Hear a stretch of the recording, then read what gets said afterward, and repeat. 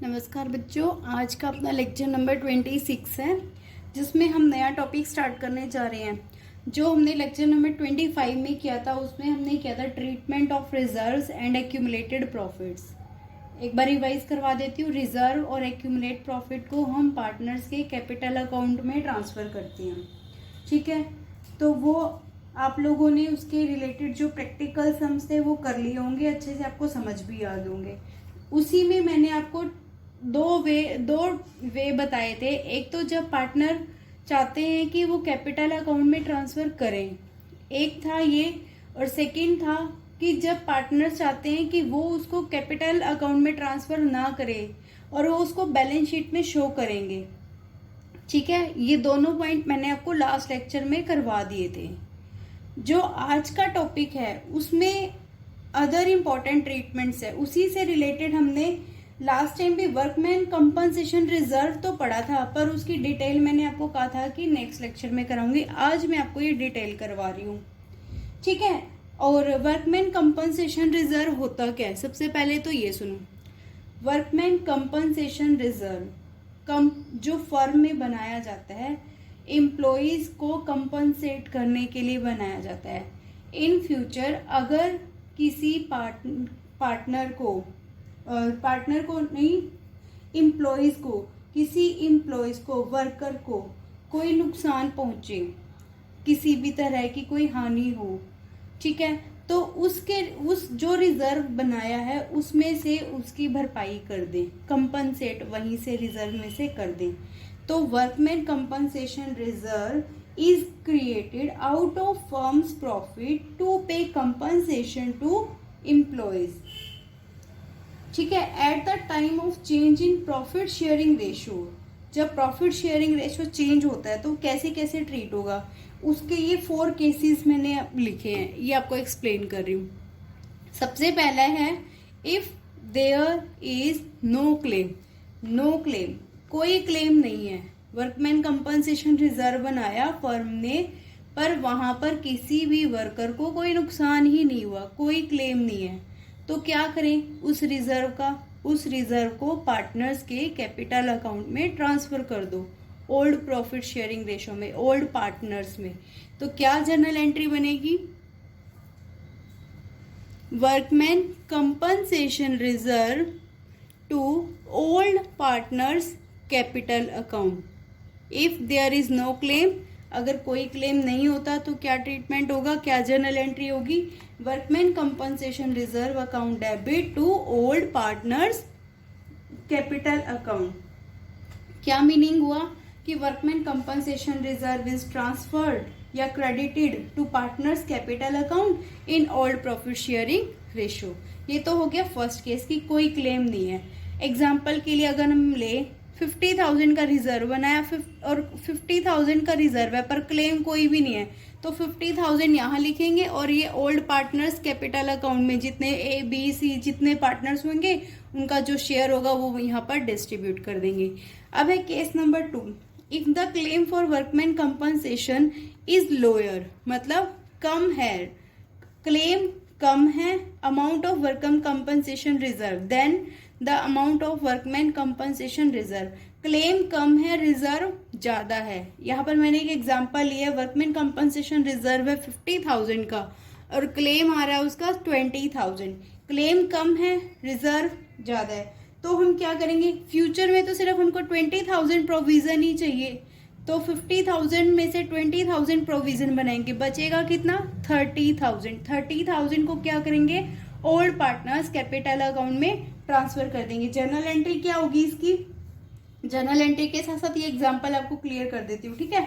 तो ये है वर्कमैन कंपनसेशन रिजर्व, पूरा लिखना आप लोग यहाँ पर, workman compensation reserve account debit कितना, 50,000, और हमें फ्यूचर में कितना चाहिए, 20,000 to provision for workman compensation reserve, provision for workman compensation reserve. कितना रिजर्व हमको चाहिए फ्यूचर में, ओनली 20,000। जो 30,000 है वो क्या करेंगे, ओल्ड पार्टनर्स में हम डिवाइड कर देंगे। सपोज यहाँ पर ए और बी होता है तो 2A is capital account, 2B is capital account, और जो रेशो दिया होगा वो। अभी यहाँ सिंपल मैं लिख देती हूँ 2 पार्टनर्स कैपिटल अकाउंट। कितना लिख देंगे यहाँ पर हम, 30,000।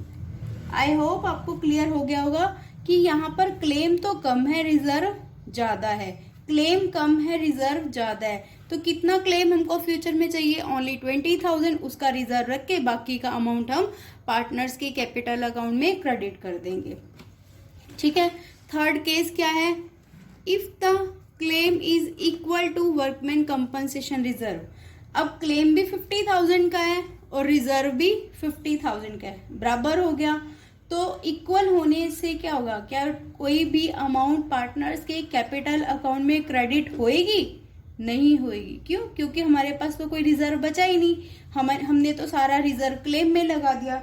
तो हम यहाँ पर क्या लिखेंगे, workman compensation reserve, workman compensation, फिर से बता रही हूँ आपको ये फुल लिखना है, ऐसे शॉर्ट फॉर्म में नहीं लिखना। Workman compensation reserve account debit to provision for workman compensation reserve. Amount कितनी, 50,000 एंड 50,000। क्लियर। ये हो गया केस नंबर 3। केस नंबर 1 में तो कोई क्लेम नहीं था, तो सारा का सारा हमने ट्रांसफर कर दिया, क्रेडिट कर दिया। केस नंबर 2 में हमारा जो क्लेम था वो कम था, रिजर्व ज्यादा था, तो बैलेंसिंग अमाउंट को हमने पार्टनर्स के कैपिटल अकाउंट में क्रेडिट कर दिया। केस नंबर 3 में इक्वल है, तो कोई भी अमाउंट पार्टनर्स की कैपिटल अकाउंट में ट्रांसफर नहीं होगी। अब ये हमारा है लास्ट केस।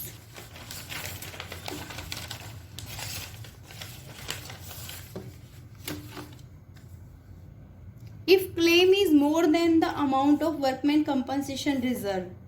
अब क्लेम ज्यादा है, हमने रिजर्व कम बनाया हुआ है। एग्जाम्पल लिया हुआ है, वर्कमैन कंपनसेशन रिजर्व है 50,000, क्लेम है 60,000।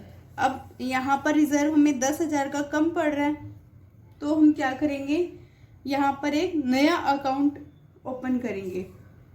ठीक है। जर्नल एंट्री क्या होगी इसके लिए, वर्कमैन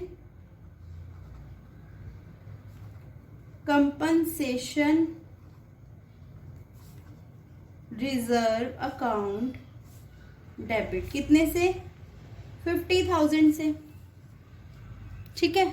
2 नहीं, अब यहां पर देखो 10,000 का अब जब हमें कम पड़ रहा है तो हम यहाँ पर एक न्यू अकाउंट ओपन करेंगे, उसका नाम है रीवैल्यूएशन अकाउंट।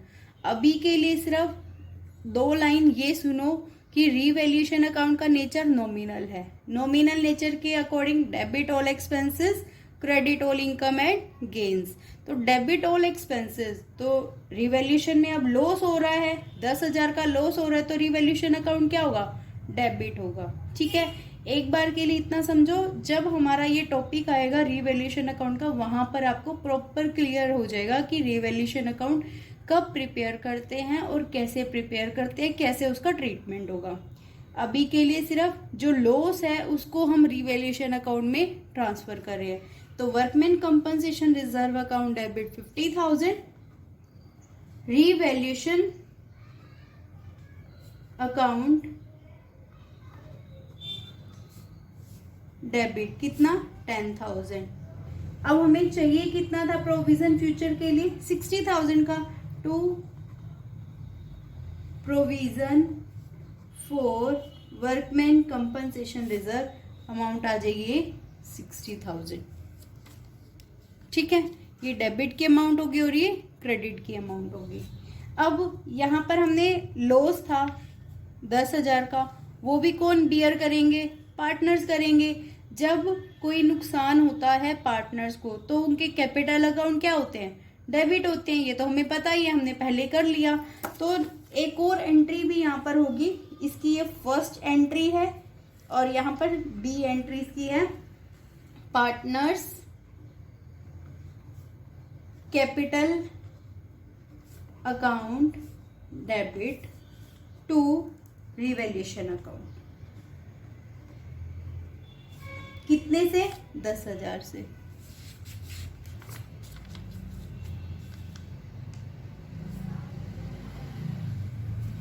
ठीक है, ये था case number 4। Most important point है वर्कमैन कंपनसेशन रिजर्व।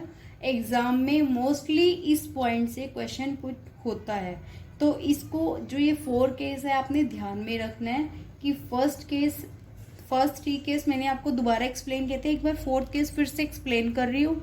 अगर क्लेम ज़्यादा है, रिजर्व कम है, तो जो बाकी का अमाउंट है लॉस वाला वो रीवैल्यूएशन अकाउंट में डेबिट होगा, और रीवैल्यूएशन का जो लॉस होगा वो भी पार्टनर्स के कैपिटल अकाउंट में डेबिट होगा।